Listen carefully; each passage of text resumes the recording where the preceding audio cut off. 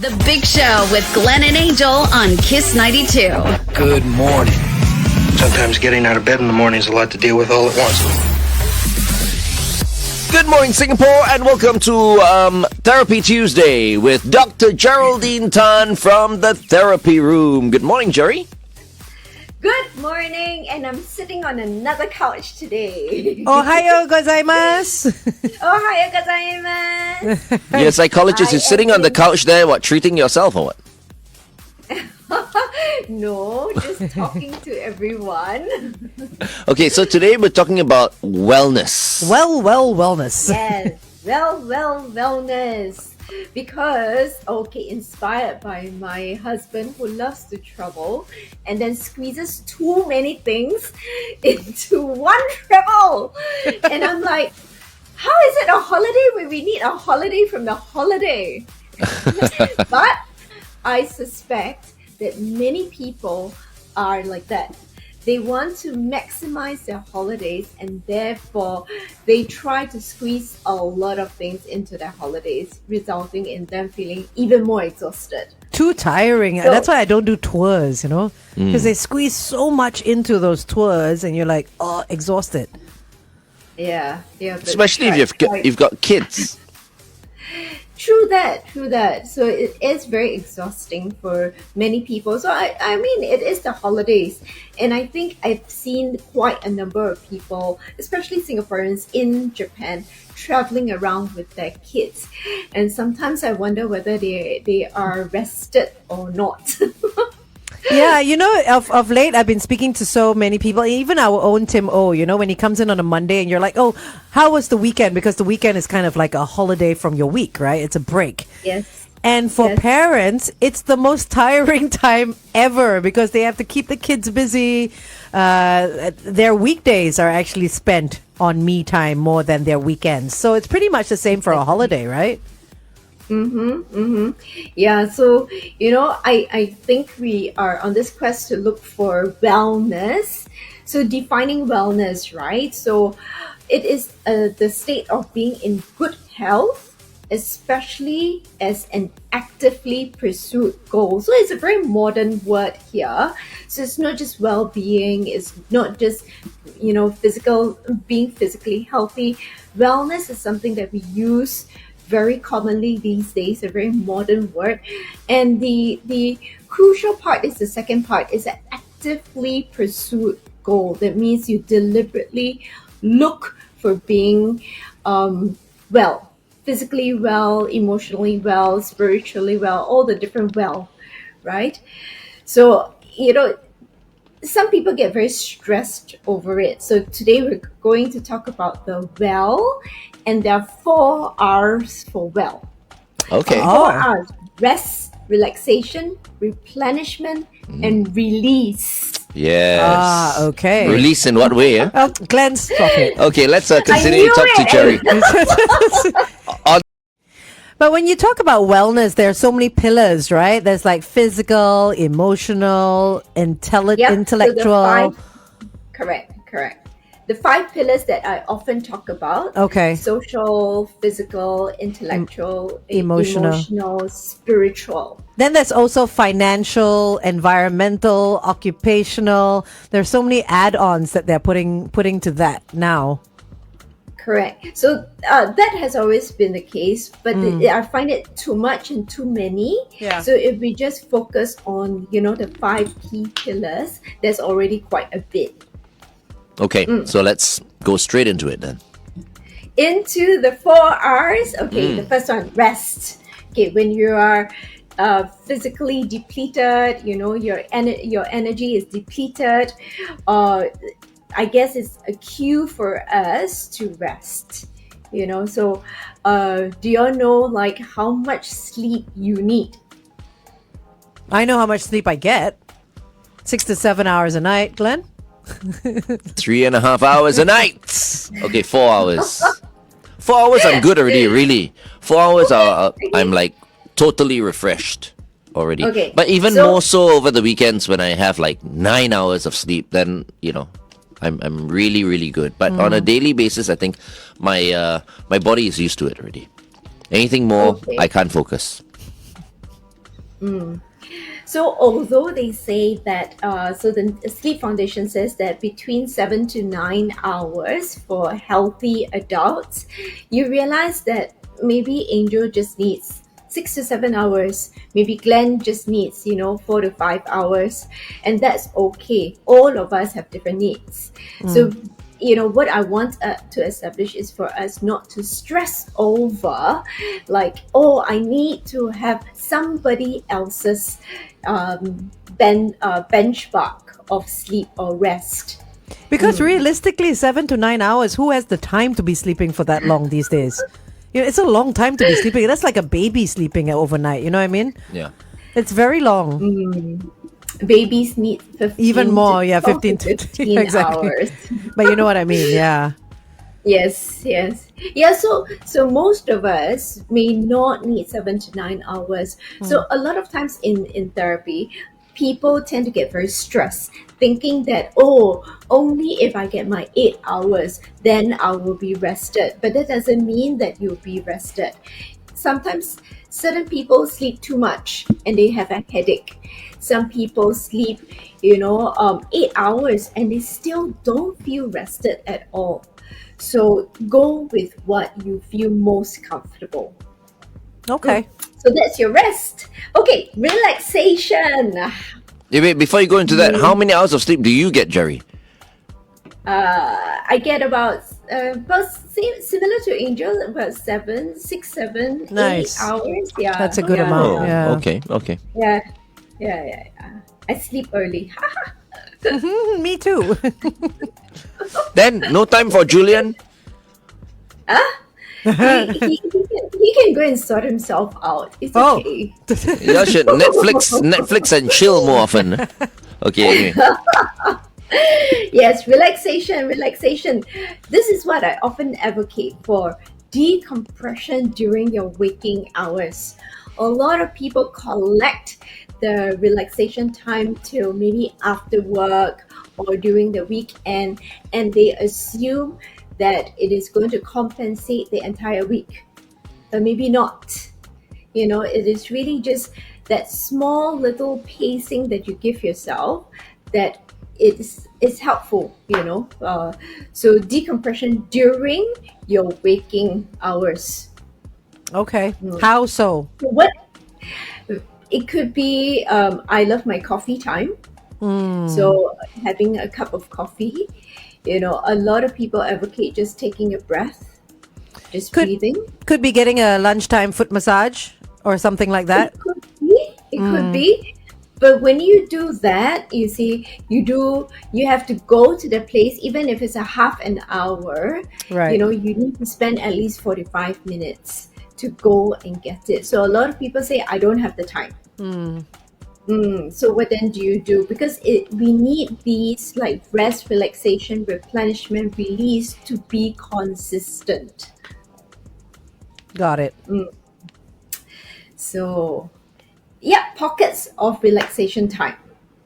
Okay. And it is not use of substances. I knew Glenn was like itching to No. give As in, his Yeah. as in the drinky winky. No drinky winkies here in this No talk. drinky winky. Just waiting for you to not talk about alcohol. It's 8:14, so you haven't mentioned it yet.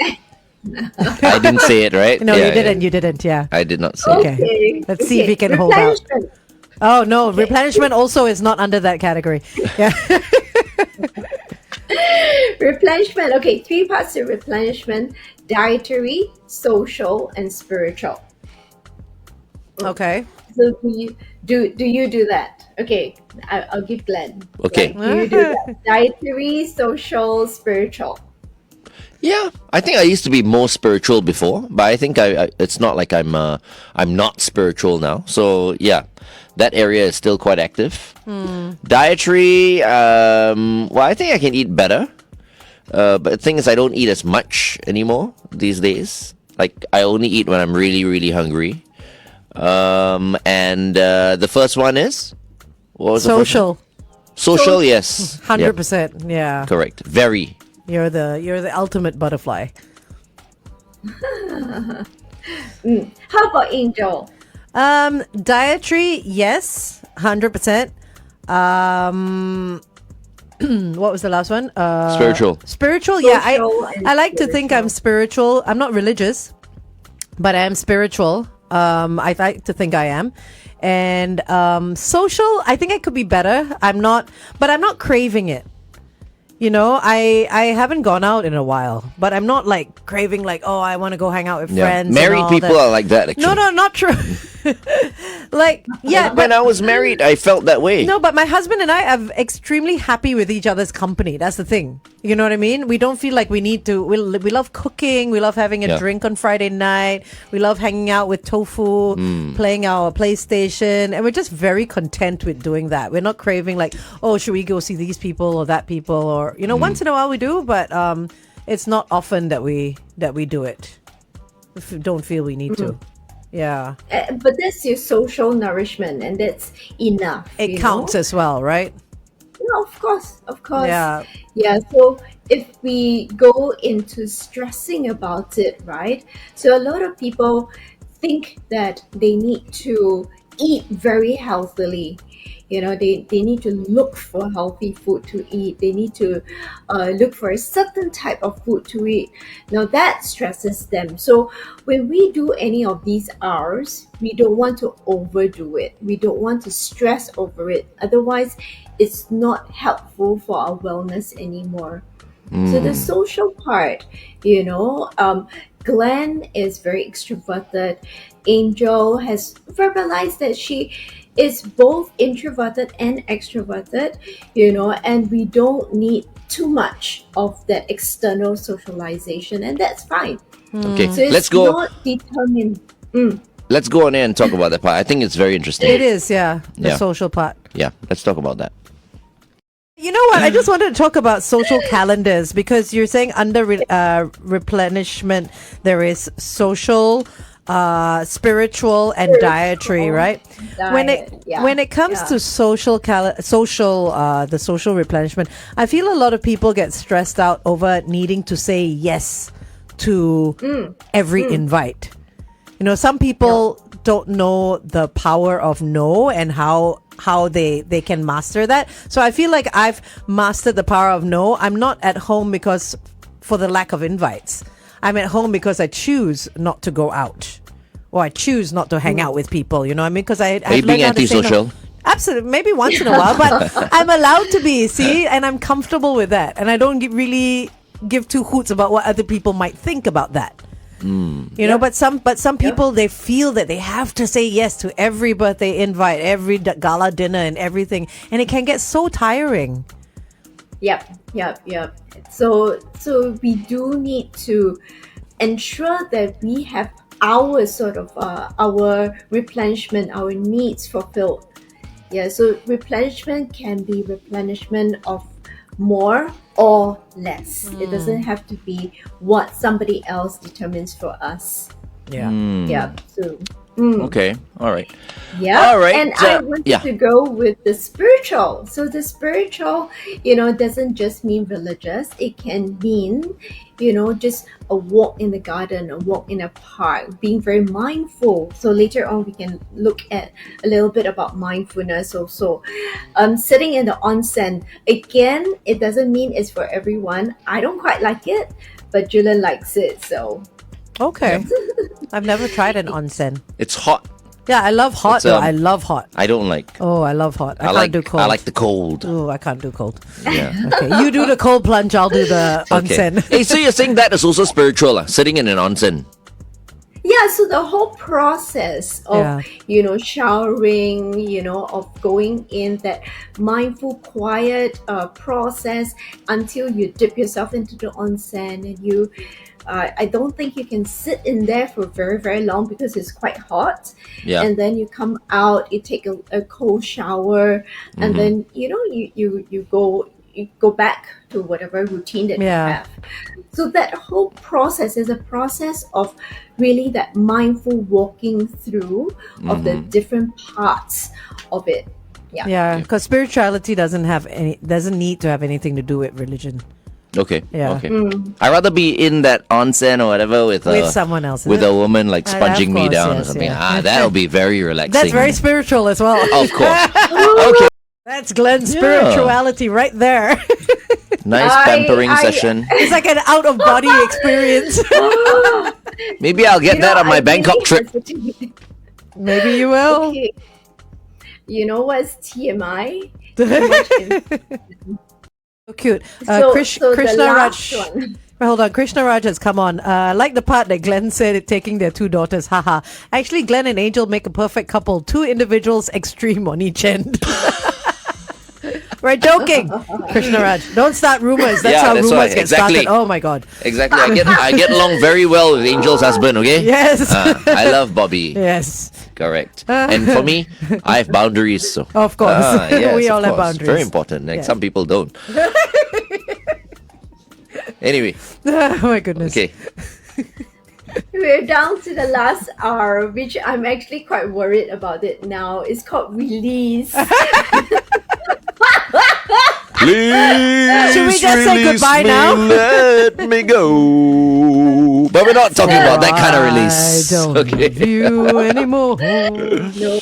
Okay, So release. release is a purposeful offloading of energy or processing of energy that no longer serves us.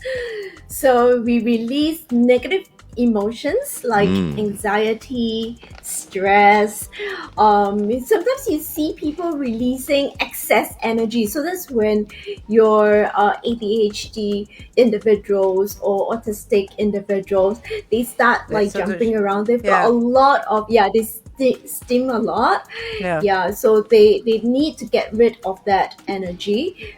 And we redirect them to something a little bit more socially appropriate. So we also have appropriate ways of releasing emotions. There's the journaling, there's the creative expression, there's talking to trusted people, talking to friends, family, professionals. But I like the word release, because sometimes when I feel constipated, then sometimes we need to release. Constipated, okay, release. Sex is also a release. Oh my God. I also think, but it's true. It is true though, yeah. It is true. Correct. And let's see, I lost my train of thought. Releasing people in your From life. toxic people, is also very, very important. If they're giving you a headache or they're stressing you all the time, you better kick them out of your life. Emotionally cutting them off, Yep. So anything, toxic, anything that you feel constipated with, But- emotionally constipated. Yep. That's very hard to do. I mean, it's very hard to cut people out of your life that have been in your life for so long. Because at some point in your lives, you both did like each other and for some love. So how do you release people from your life? Sometimes even family members, right? That you have to get rid of, even though you're tied by blood. How do people do that? It's very difficult, I feel. Blood, I feel. I'm gonna. Go ahead. Well, go ahead. I think I will pick up on a word Glenn used just now: boundaries.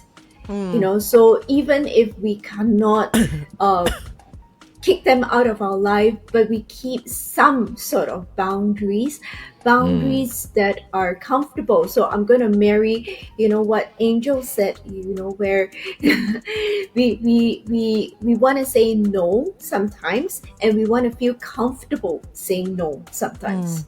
Yeah. Okay. Yeah. I feel like, that I don't know whether you guys watch The Godfather or not. Yeah, for sure. You watch The Godfather? It's like, I think I adopt that same, like in my life all these years. Or if you're my family, right, I can never cut you off. I will never be able to cut a family member, a blood relative off. But if you're not blood, if you're a woman, like an ex-wife or whatever, no problem. I think I can. So just like in the movie The Godfather, right? Remember how when Al Pacino was betrayed by Diane Keaton? Yes. And then he kicked her out. Yeah. Right? And he kept the kids. Yeah. I understand that. Because she's not blood. He loved her, but she's but not blood. But she created the kids. Yeah, exactly. Yeah, so it's kind of the tough one, you know. I mean, there are tough situations. Well, like she's that. lucky he didn't kill him. He didn't kill her. You know, and then years later, of course, I mean, they got back together, I mean, the bond is always there because of the children, right? But yeah, it's like we're talking about toxic people. I think The Godfather has many lessons to be learned. Many lessons. think so. Yeah, many lessons if you haven't watched it. What a great show, Blood always important. I mean, you cannot talk to them for your own sanity, but you can never cut them out of your life because they're blood. Yeah, I don't know. I don't feel the same. Oh, is it? No. You can. I mean, you can never cut family off in that sense, you know what I mean? But you can emotionally block them out and make sure that whatever they say or do, actions, words, whatever, does not affect you anymore. I mean, they will still always be your family. You can't, like your sisters, your brothers, your cousins, they will always be your family. But whether they affect you in a negative way, that's for you to control. Right. But in a lot of families, I think there's always this dispute because, for example, like once you get married and then, the wife or the husband feels like, okay, now you are the closest person. You know what I mean? And so sometimes they don't like your blood relatives. Yeah. And so they influence you. When you might not feel that way, so it's like that's not nice though. It's horrible but there are many families who are even like husbands who are made to choose between their mothers and their wives and vice versa. Maybe husbands and the fathers. I'm not sure. And but I've never understood that. It's horrible. I've never understood why there needs to be a choice because firstly, the love is very different, and secondly, your heart and your time and your attention should be big enough to include everyone in your life. Right. You know what I mean? It's just, I find it awful that people have to make that choice. Yeah, nobody should be put in that position. No. It's like, oh, you choose your mother, is it? Or me. Over It's me. like, wait, why? You're not on my side? Yeah, boy. It's terrible. Okay. Hang on, So sorry. it's control. Yeah, so you mentioned about, people thinking about their partners in a certain way and the extended family in a certain way. It's about reframing also. So sometimes it's not just releasing the person. We spoke about releasing a toxic person, but what about reframing, releasing a negative thought? And that might be something that is within your control and is far easier to do than, trying to cut someone out. Maybe it's not about cutting someone out. Maybe it's about just really re-looking at the entire situation, whether you're being too rigid, whether you're being too controlling perhaps, and looking at what you can control also. So that might be, just releasing a negative thought. So how do we actually choose the people in our lives, Jerry? Like, friends, what do you call, family, our spouses. People who make you feel good. No, not just I that. feel that, Yeah, people can make you feel good for like 2 years, 3 years, 4 years, 5 years, and then after that, maybe after like 15 years or whatever, everything goes because people fart, grow. right? I feel people grow apart as well. I mean, it's not a. I know where you're getting at, but okay, I tell you what. Let Dr. Jerry, because I have a lot to say Do about we this. have to look for people with the same kind of personality, or can opposites really attract? I think that is a topic for another day. Do opposites really attract? And it's how do we look for people that we keep in our life? Yeah, I think that would be good. Yeah, I like that topic. Next week. Okay. We Done. can do Next that week. next week. And you add like a bit of sex into the thing as well, lah. Always. Add a little bit of spice, Jerry. No, I think one Glenn is enough. Yeah, we cannot encourage you. but I suppose just being very present in all our relationships. So the people that we have now currently in our relationship, let's just spin it slightly to being a bit mindful about the people in our life, the things in our life, the situation in our lives, and just help ourselves anchor ourselves today, right? So we go into the mindfulness part of it. And I've got another acronym that I'm going to throw out. It's called RAIN, and we pray for rain these days because of the heat. Oh, Glenn's playing golf. we Cannot. have- okay. After you play golf, then the rain comes In the evenings, yes. to cool the days. Okay, so RAIN. So R is recognize what is happening. A, allow the experience to be there. And I, investigate with interest and care. And N, nurture with self-compassion.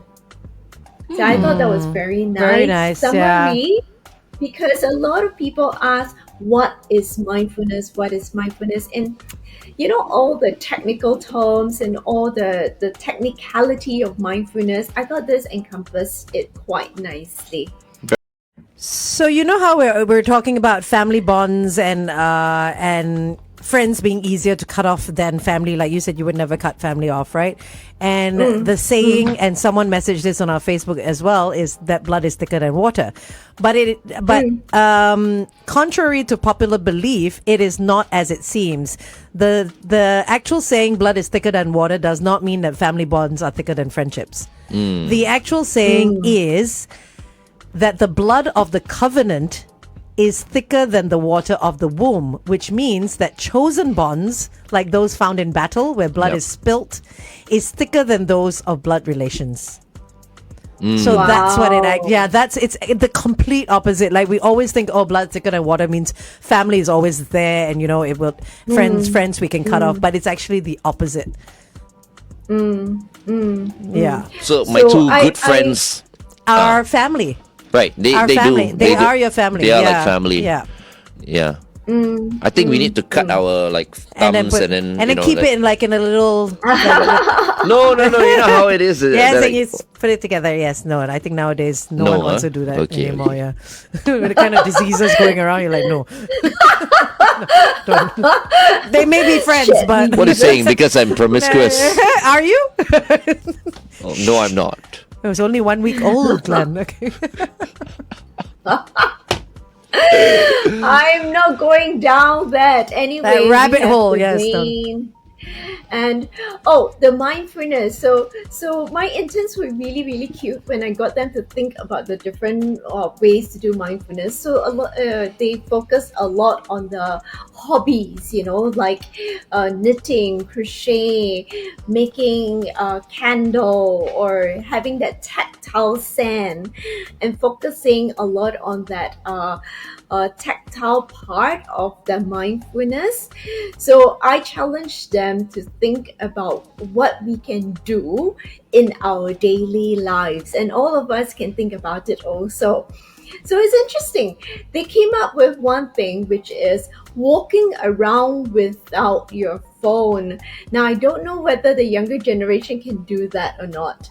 And they are saying, so they are going to appeal to everyone, walk around without your phone, notice your footsteps, the sounds around you, and the feeling of your feet hitting the ground. Wow. So that's going to be a challenge for many of us, because I know I have the phone in my hand.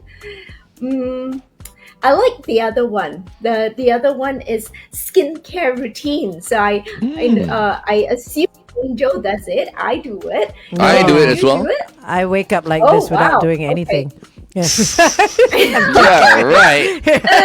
Oh my gosh! Totally kidding. Okay. Okay, I love this one. And this is something that all the listeners and those that are watching can do. So with your skincare routine, feel the texture and temperature of the products on your face. So those that are just waking up, just feel that, and then massage gently, okay, and breathe in slowly while applying, because a lot of times you have these companies putting incense into their products. Yeah. right? And we purchase them because when we go to the shops, they say, it smells so nice. You know, how many times we do that, right? But when we bring them home, we just slap them on without thinking about it. So I thought this was really, really interesting. So feel the texture, temperature, massage it in, and breathe slowly. So this is something that you can do every morning and every night. And it is integrated into part of your routine anyway. We just want you to do it mindfully.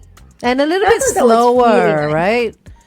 Is this why the good old-fashioned facials before, you kind of like lie there and someone massages everything in your face and gives you like a face massage? I still as well? go for facials like that. Really? Yeah, There so are still good. facials like that? Yes, where it's just strictly just hands, no gadgets or anything, and it feels so good on your face. I mean, I think we can all remember when we were growing up, our grandmothers or our mothers with their cold cream and all that. They would sit at their dressing tables and just spend like 15 minutes rubbing massaging it their in, face. right? Yeah, we don't have time for that anymore. So I feel like what you suggested is a really good one. Take like 5 minutes extra just to take care of yourself and have that me time.